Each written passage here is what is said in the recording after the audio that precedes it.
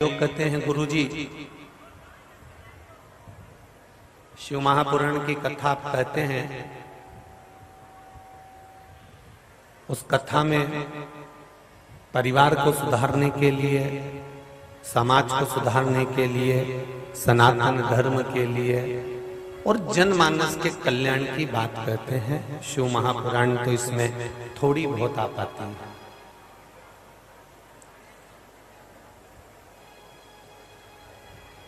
बहुत थोड़ी सी आई। शिव महापुराण को तो अपन छूते हुए, स्पर्श करते हुए और उसके चरणों को प्रणाम करते करते चलते हैं। कारण हम शंकर भगवान को जल चढ़ाना जानते हैं, हम शंकर भगवान को दूध चढ़ाना जानते हैं, हम शंकर भगवान को बेलपत्री चढ़ाना जानते हैं, हम शंकर भगवान की पूजन करना जानते हैं, पर हम ये नहीं जान पाते कि शिव में लीन होने के लिए, शंकर भगवान में समाहित होने के लिए शंकर भगवान की कौन सी अविरल भक्ति धारण करी जाए जिससे हम महादेव के हो जाएं और महादेव हमारा हो जाए। उस भक्ति को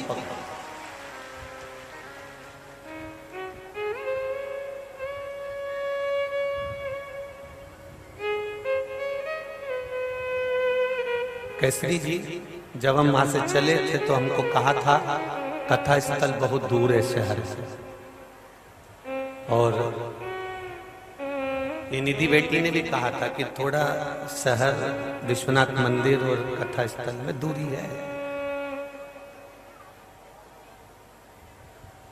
और निधि बेटी ने एक बात और कही थी, इतना बड़ा पंडाल लगा दिया, पब्लिक इतना सारा लोग काशी में आता नहीं है। काशी में विशाल विशाल कथा हो गए 5,000, 7,000, 10,000।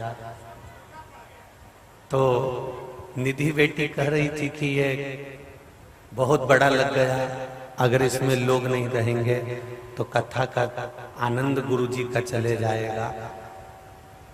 हम निधि बेटी से और केसरी जी आपको भी कहेंगे, कौशल जी कहेंगे कि जहां मेरा विश्वनाथ बैठा हो वहां कुछ खाली रह ही नहीं सकता।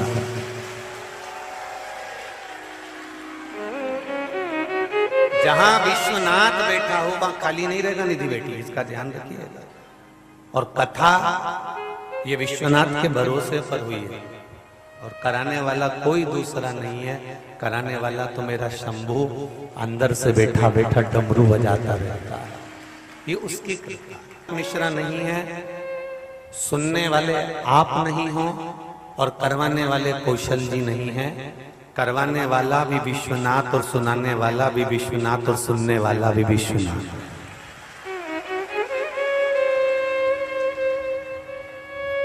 हमने शिव महापुराण की कथा में 5वें दिन कहा था कि बबुआ यह काशी है, हल्के में मत लेना।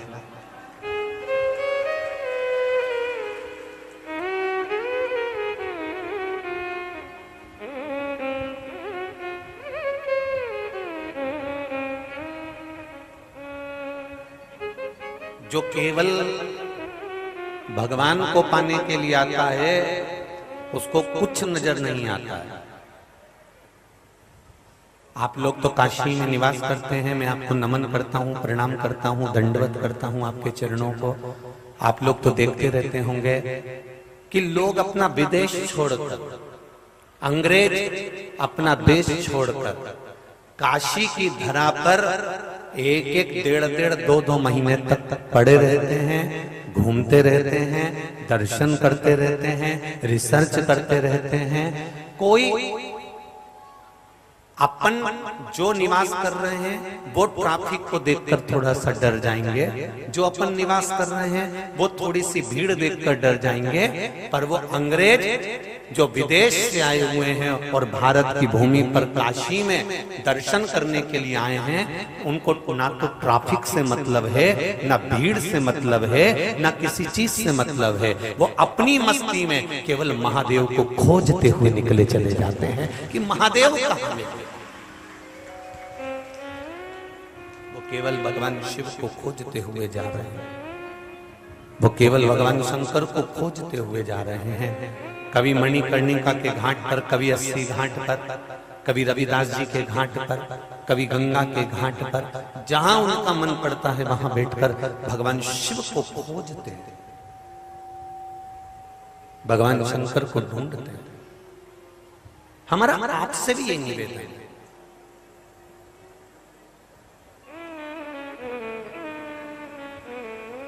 हमने संसार को बहुत ढूंढ लिया। वो कहते हैं ना, संसार में कोई आधार नहीं है, केवल एक परमात्मा का भजन, केवल एक स्मरण, केवल एक कीर्तन, केवल एक मंत्र जाप, केवल एक भगवान की शरणागति।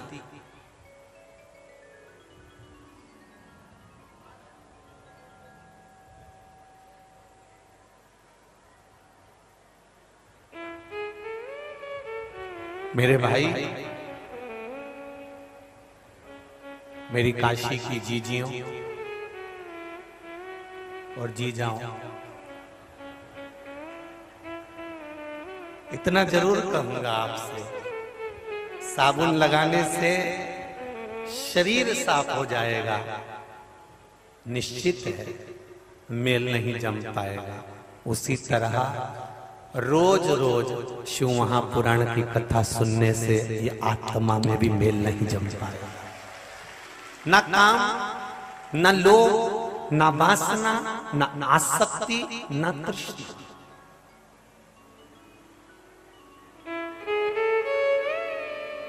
अरे कितनी अविरल भक्ति। कोई कह रहा था यहां पर लोग तप करने आते हैं, यहाँ लोग आराधना करने आते हैं, तपस्या करने आते हैं, बाबा होन बैठे रहते हैं, खूब तप करते हैं। तो हम भी उनको कहना चाहते हैं, शिव महापुराण की कथा में ये 3 घंटे की कथा है, पर इस पंडाल में एक एक व्यक्ति घूम कर देखना, सवेरे 7 बजे से एक जैसे बिना खाए पिए ना वॉशरूम के लिए जाते हैं, ना कहीं जाते हैं, अपनी जगह छोड़कर केवल 1 बजे का इंतजार करते हैं और 4 बजे तक कथा सुनने के बाद फिर उठ गए।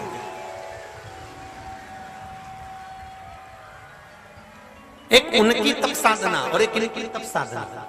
आप थोड़ी सी मुंडी पीछे घुमाकर, अपना मुख पीछे घुमाकर देखेंगे, साइड में घुमाकर देखेंगे, धूप में कड़कती हुई धूप, और ये भी इतनी भयंकर कठोर धूप कि लोग अंदर बैठे हैं तो उनको पसीना आ रहा है, और वो बाहर पूरे पंडाल के चारों तरफ घूमकर देखिए कि लोग ऐसी धूप में खड़े होकर कहीं बैठकर, जहां मौका मिल जा रहा है वहां बैठकर शिव महापुराण की कथा सुन रहे हैं। तो ये तो इनकी तप साधना, यही तो इनकी तप साधना का फल है, यही ना।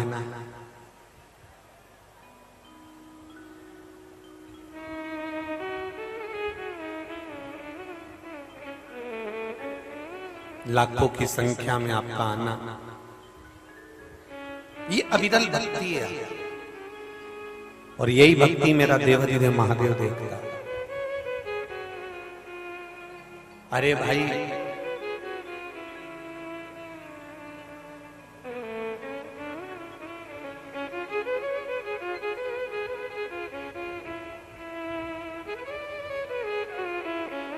काम, लोभ, वासना, आसक्ति, तृष्णा, ये प्रतिदिन, ऐसा कोई दिन नहीं जाएगा जिस दिन ये काम, जिस दिन ये लोभ, जिस दिन ये वासना, जिस दिन ये अहंकार, जिस दिन ये तृष्णा हमारे ऊपर आसक्त नहीं होगा। ऐसा कोई दिन नहीं जाता जिस दिन हमारे भीतर अहंकार नहीं आता, ऐसा कोई दिन नहीं जाता जिस दिन हमारे भीतर झूठ नहीं आता, ऐसा कोई दिन नहीं जाता जिस दिन हमारे भीतर अभिमान नहीं हो, अभिमत्ता नहीं हो, लोभ नहीं हो, तृष्णा नहीं हो, सब कुछ।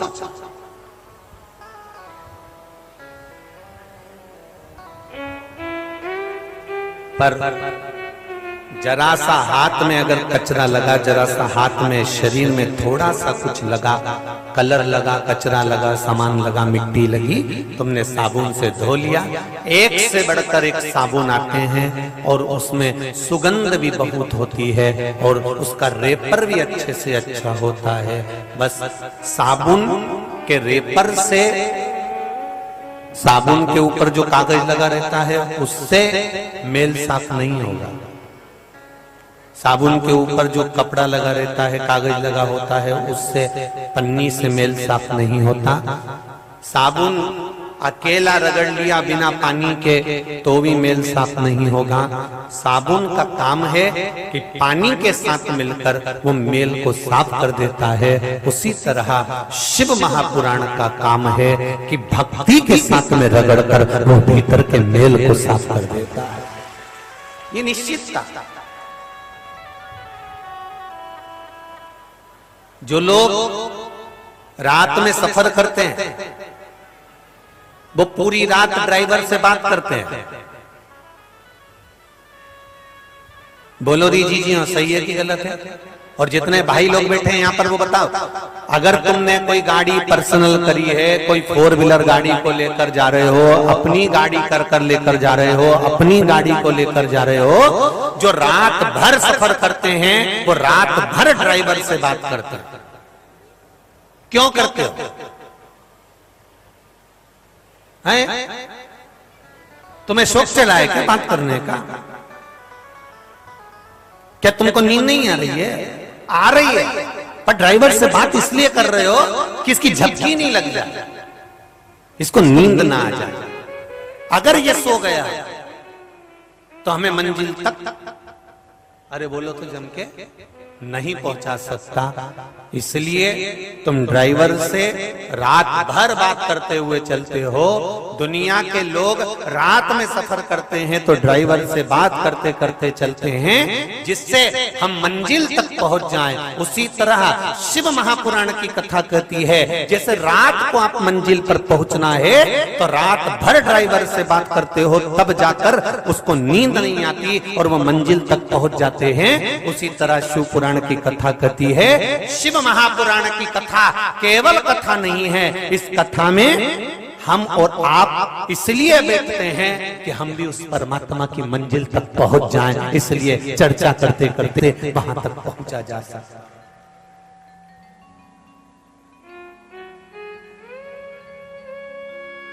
हम उसका भजन करते करते,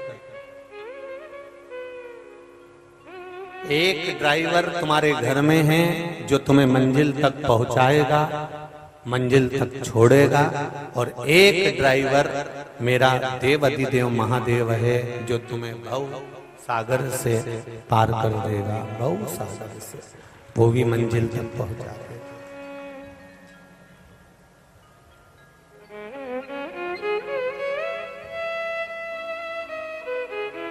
वो भी मंजिल तक पहुंचा।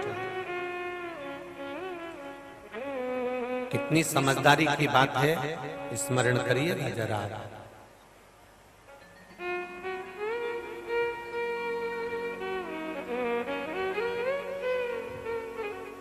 ऐसे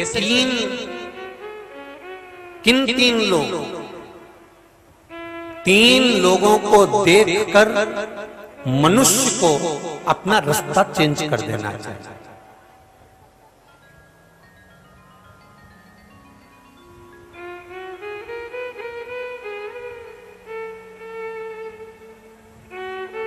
जब ये तीन सामने से आते दिख रहे हो तो अपना रास्ता बदल लो, चुपचाप से निकल लो।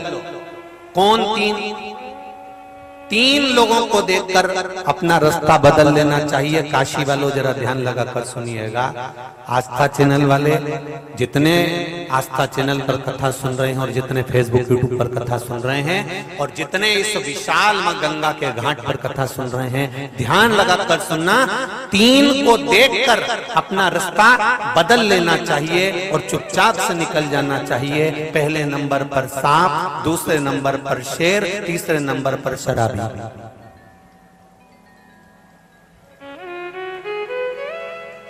एक सांप, एक शेर, एक शराबी, इन तीन को अगर आता हुआ देख रहे हो तो इनके सामने खड़े मत हो, इनके सामने माथा पच्ची मत करो, इनके सामने दिमाग मत लगाओ, इनके सामने ना खड़े होकर रास्ते को बदल कर चुपचाप एकांत से निकल जाओ। क्योंकि सांप से अगर रास्ता भिड़ाओगे तो कोई मतलब नहीं है, शेर के सामने भी जाओगे तो कोई मतलब नहीं है, और शराबी को कितना भी समझाओगे उसको कोई मतलब नहीं है। इसलिए रास्ता बदल कर निकल।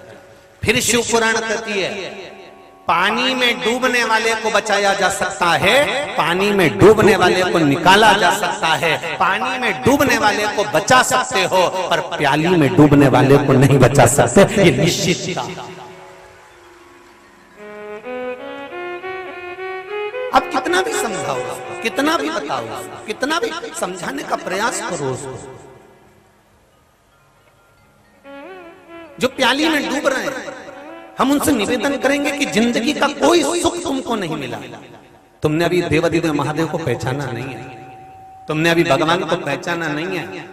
दिन भर का रिक्शा चला लेना, दिन भर की मेहनत कर लेना, दिन भर का काम कर लेना, और थोड़ा सा पैसा इकट्ठा कर कर परिवार में थोड़ा सा पैसा देकर बाकी का पैसा सब ले जाकर गलत जगह पर लगा देना, इसमें श्रेष्ठता नहीं बनती है महाराज, इसमें श्रेष्ठता नहीं है।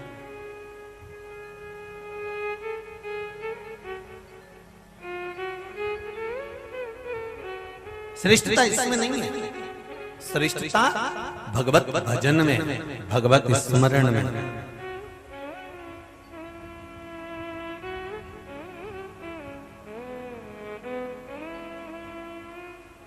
विश्वनाथ की धरा पर रह रहे हो,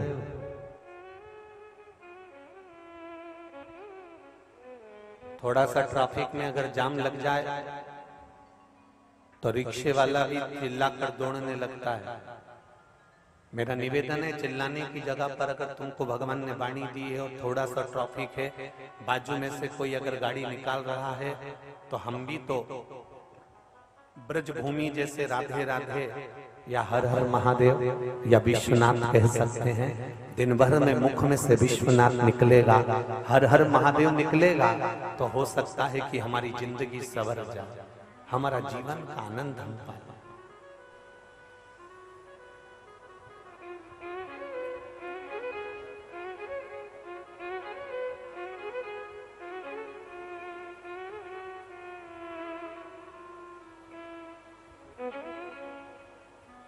प्रतिदिन जो गंगा के घाट पर रहते हैं वो रोज गंगा नहीं नहा पाते।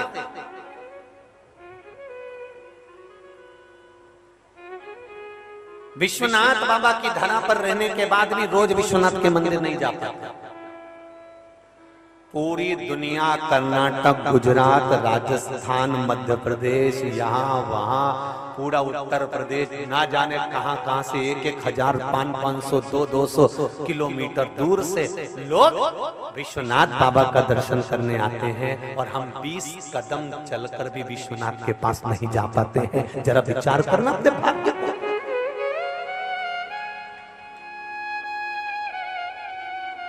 जरा विचार करिएगा अपने विचार को, अपने भाग्य को, कि हम विश्वनाथ बाबा की धरा पर रह रहे हैं, काशी जैसी पुण्य धरा पर रह रहे हैं, उसके बाद भी हम दिन भर दुकान पर बैठते हैं, दिन भर नौकरी में लगे रहते हैं, दिन भर व्यापार में लगे रहते हैं, दिन भर कार्य में लगे रहते हैं, और हम विश्वनाथ बाबा का दर्शन तक करने नहीं जा पाते, हम बाबा से विनती करने नहीं जा पाते। सारी दुनिया के लोग इस विश्वनाथ बाबा की पावन धरा पर काशी में आते हैं, और हम काशी में रहने के बाद भी कई लोग ऐसे हैं जो भगवान के मंदिर तक नहीं जा पाते।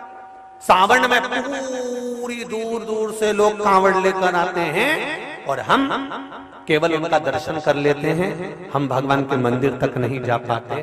क्यों? किस लिए?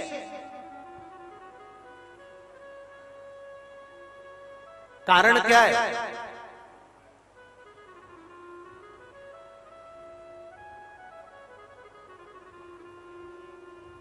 कारण क्या? हम सब दूर जा रहे हैं, पर विश्वनाथ बाबा की धरा तक, विश्वनाथ बाबा के चरणों तक नहीं पहुंच पा रहे। क्यों? क्योंकि हो सकता है कि हम भले बाबा की नगरी में रह रहे हैं, परंतु हो सकता है हमारे कुछ पाप कर्म बढ़ गए हों। तो बाबा ने कहा मैं तेरा मुख नहीं देखूं, तू मेरे सामने मत आ। सारी दुनिया के लोग आए और अपन ना पहुंच पाए तो अपने में दोष देखो, अपने भीतर दोष देखो कि हम भगवान की भजन क्यों नहीं कर पा रहे, हम भगवान का स्मरण क्यों नहीं कर पा रहे, हम भगवान का दर्शन क्यों नहीं कर पा रहे, हम विश्वनाथ बाबा की चौखट तक, उसके चरणों तक क्यों नहीं पहुंच पा रहे।